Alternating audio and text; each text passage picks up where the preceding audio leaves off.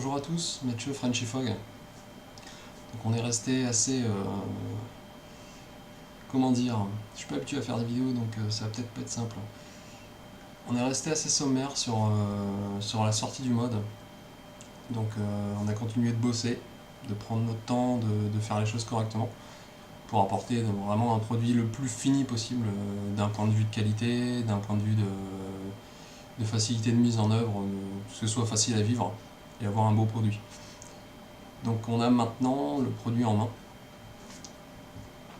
Donc on peut en parler maintenant, c'est imminent. Donc juste pour vous montrer, je vais passer en gros plan après, ce sera plus parlant parce que ma caméra est relativement pourrie niveau qualité. Donc j'espère que niveau son ça ira, je m'en excuse si c'est pas terrible, je vous montrer un peu le son, ça compensera. Donc là, vous pouvez voir à droite la première version du proto et à gauche la version finale. Donc ça c'est la version finale. Donc ici en 18-350. Donc ça reste assez petit, hein. On peut voir par rapport à quoi? Par rapport à un Typhon par exemple. Donc on est plus petit qu'un Typhon. Donc il est pas si petit que ça. On l'a pas voulu trop petit justement parce que c'est pas forcément super agréable d'avoir en main quelque chose de trop petit. On a du mal à le prendre en main. Donc ce qu'on fait c'est qu'on passe en gros plan et je vous montre le premier modèle, le début du projet. Comment a été fait le début du projet, sur quoi on a tablé pour le faire évoluer, de façon à proposer un produit le plus abouti possible.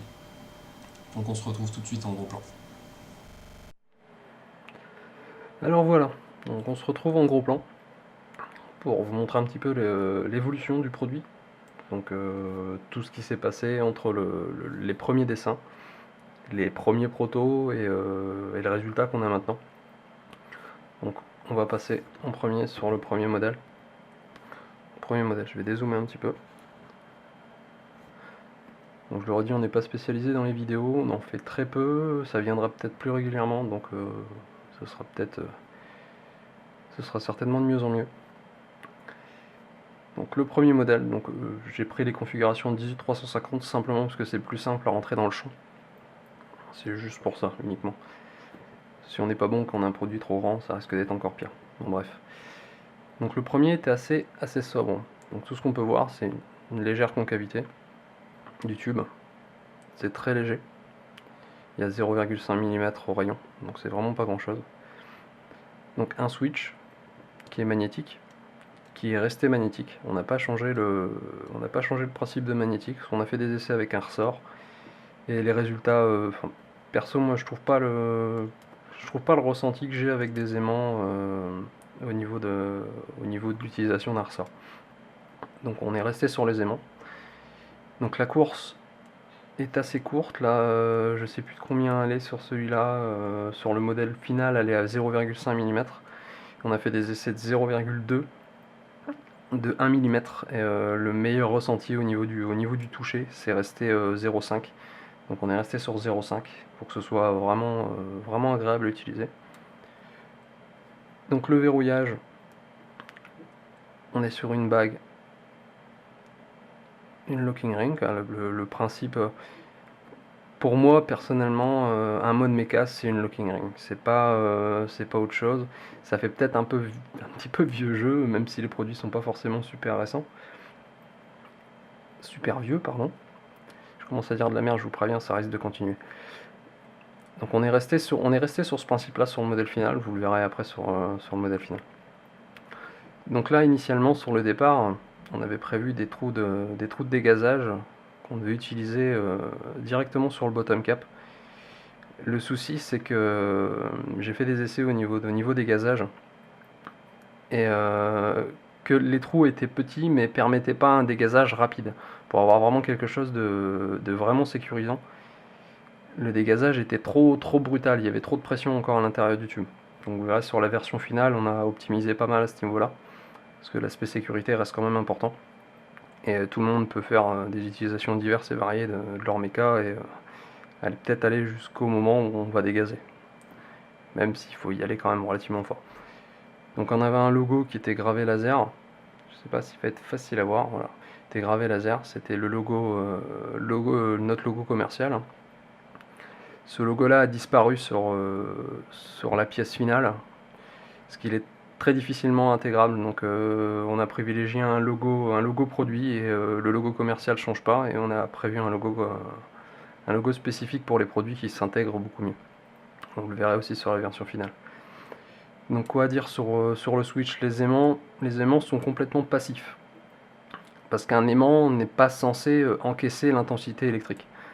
Donc c'est très mauvais, c'est pas très conducteur. Un aimant, c'est pas prévu pour chauffer, donc automatiquement s'il y a échange électrique, il y a chauffe, donc il est complètement en position passive. Donc on va le démonter. Donc un isolant qui pour nous était impératif. Beaucoup utilisent un joint torique, le souci c'est que ça s'écrase, donc on a fait des essais là-dessus aussi, et quand on serre fort, on peut facilement aller provoquer des courts-circuits. Donc on a un isolant en PTFE, donc en PTFE. PTFE c'est pas le Delrin, j'ai toujours tendance à faire l'amalgame entre les deux, mais c'est faux. En téflon, tout simplement. Donc un principe relativement simple, avec une course bien ajustée.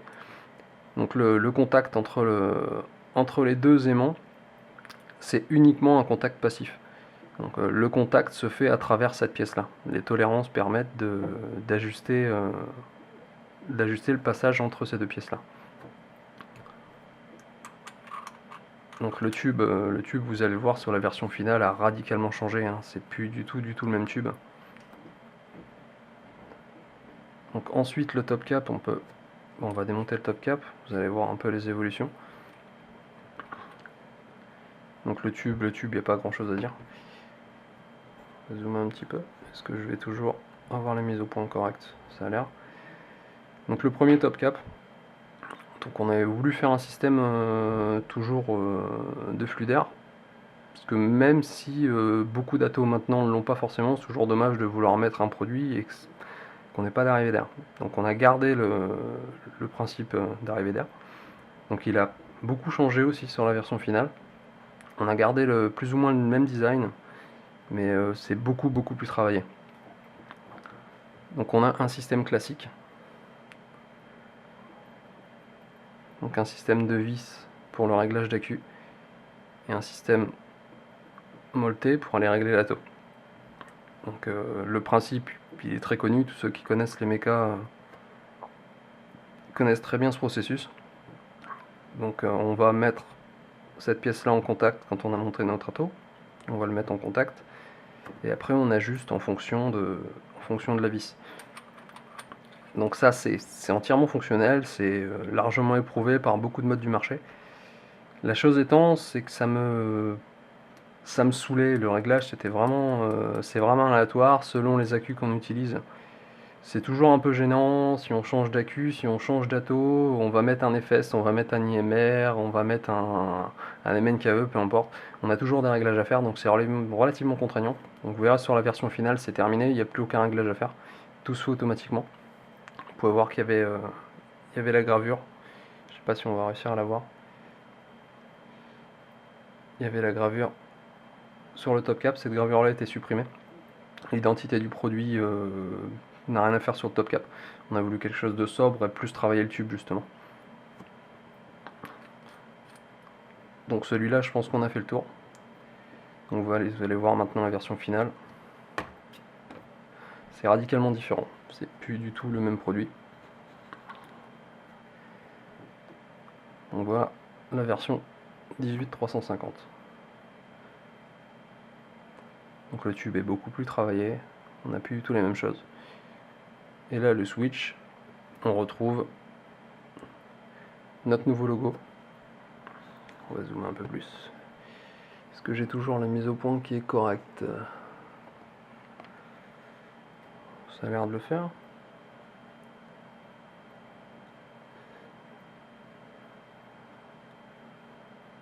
Ça a l'air pas mal. Donc le nom du produit est intégré directement à la gravure. C'est difficile, hein. L'usinage est relativement fin, donc ça brille beaucoup. Et avec l'éclairage, c'est assez dur de le montrer. Donc le logo, donc c'est ni plus ni moins deux F qui se croisent pour Frenchy Fog. Un logo qui est beaucoup plus facilement intégrable au niveau surtout des pièces cylindriques. Donc il s'appelle le prémisse. Donc, vous pouvez voir que c'est plus une gravure laser. Là on est vraiment parti sur une gravure de machine directement.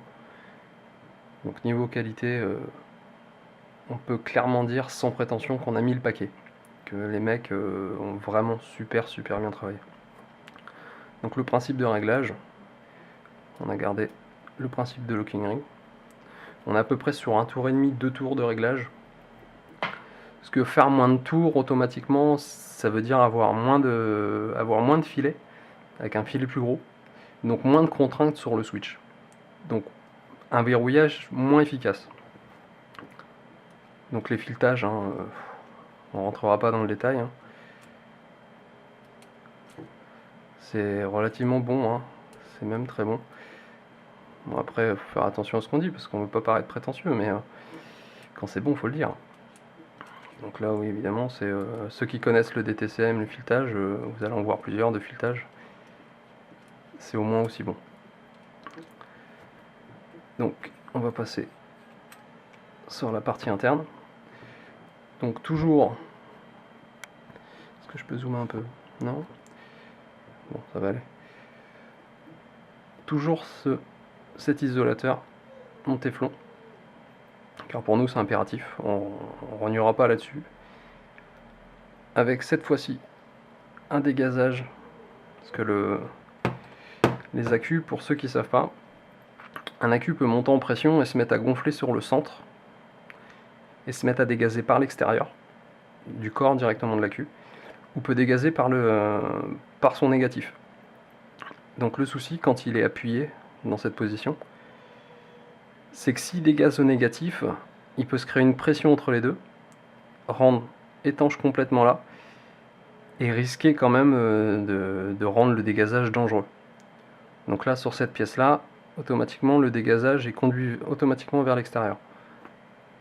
Vous pouvez voir l'ergot qu'il y a.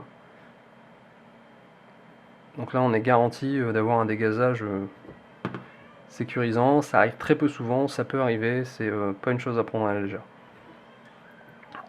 Donc là, dégazage qui se retrouve dans le tube. Donc le tube est sculpté. C'est pas un tube tout droit. On a gardé la concavité, qu'on a accentué légèrement avec les lignes. Il n'est pas plus concave que l'autre, mais on attire l'œil vers les lignes et on y donne l'impression qu'il est beaucoup plus concave qu'il ne l'est. Donc on a les rainures dans le sens opposé.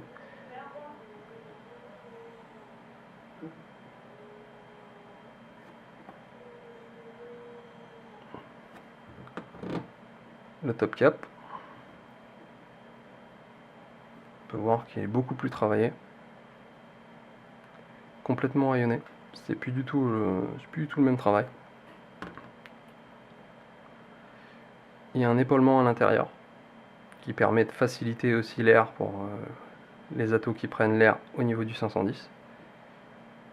Et là, gros changement sur le top cap, c'est ça. Donc, ça vous dit peut-être rien pour le moment. Il y a quelques modes qui commencent à avoir des connexions sur ressort auto-ajustantes. Donc avec une vis qu'on vient régler, le côté de l'atto qui vient se mettre simplement en contact. Là, on a opté pour quelque chose de différent parce qu'on voulait zéro réglage, vraiment rien à faire.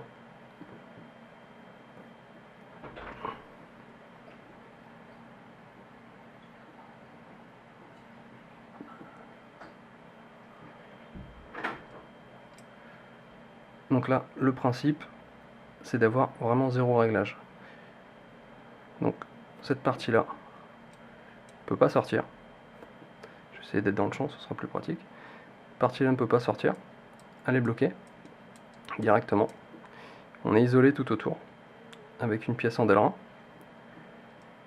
Et ici, on a un ajustement automatique. Donc on a un pôle, n'importe comment, qui va s'ajuster et qui va plus ou moins flotter entre les deux et qui va faire son ajustement automatiquement. donc c'est assez simple à voir.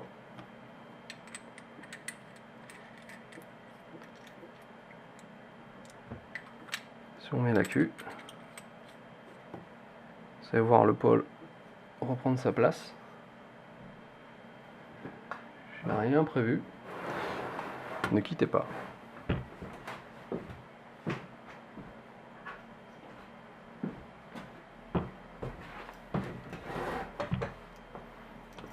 Donc là c'est simple.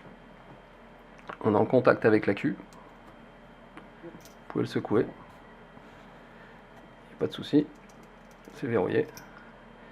Et l'avantage, c'est qu'on se retrouve avec un pôle sur le ressort.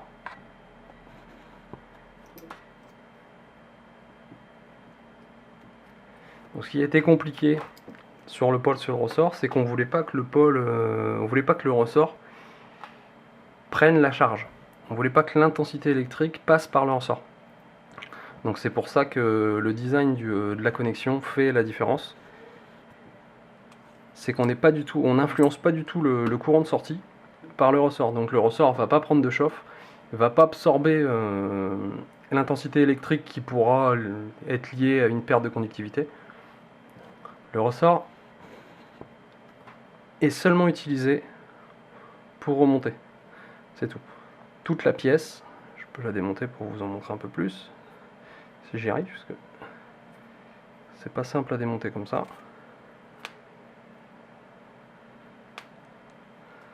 Voilà. Toute la conductivité se fait par l'assemblage complet des pièces. Donc le contact va se faire avec le mode ici, cette pièce là est en contact avec le reste. Donc le ressort, il est vraiment en position passive.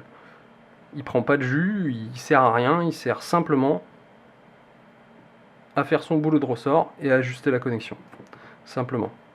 C'était un aspect qu'on voulait vraiment absolument, parce que les ressorts peuvent avoir tendance à chauffer, et les ressorts ont leur matière, leur impédance, donc ils vont avoir tendance à consommer ce qu'on n'a pas envie qu'ils consomment, tout simplement.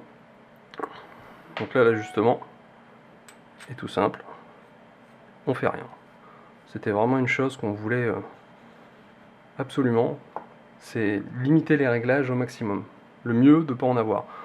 Donc on a réussi notre pari. On est assez content là-dessus, parce que c'est relativement simple à utiliser.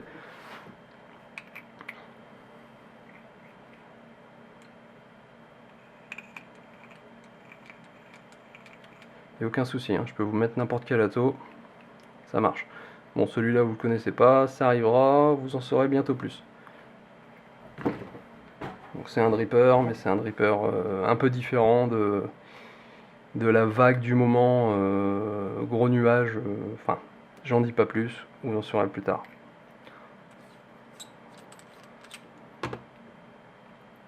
Donc là c'est très simple au final. Donc après on a mis le paquet sur la qualité, surtout sur la qualité de fabrication. Parce que c'est avant tout pour montrer que les Français savent travailler aussi. Même si c'est pas forcément une chose à prouver, hein.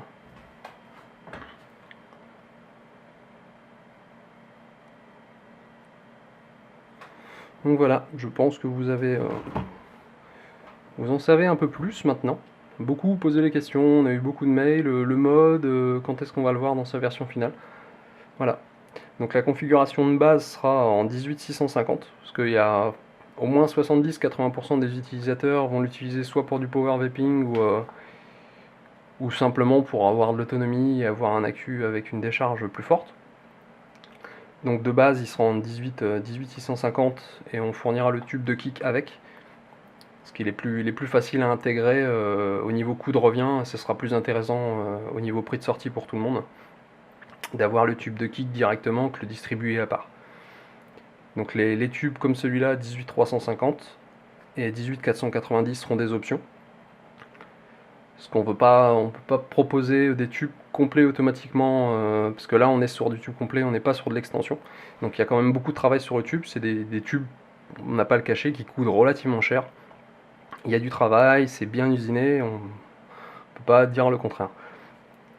Donc on ne veut pas imposer un prix avec 3 tubes, sachant que beaucoup d'utilisateurs, le 350 vont le mettre de côté, le 490, ça va servir vraiment très occasionnellement. Donc on laissera le choix. Ceux qui veulent le 350 et le 490 seront disponibles, mais ne feront pas partie du coût de base du produit. On pense avoir fait le tour. On n'est pas très bon pour les vidéos, on essaie de s'améliorer. On en fera certainement plus par la suite avec beaucoup d'autres produits qui sont prévus. Voilà, je pense que j'ai tout dit.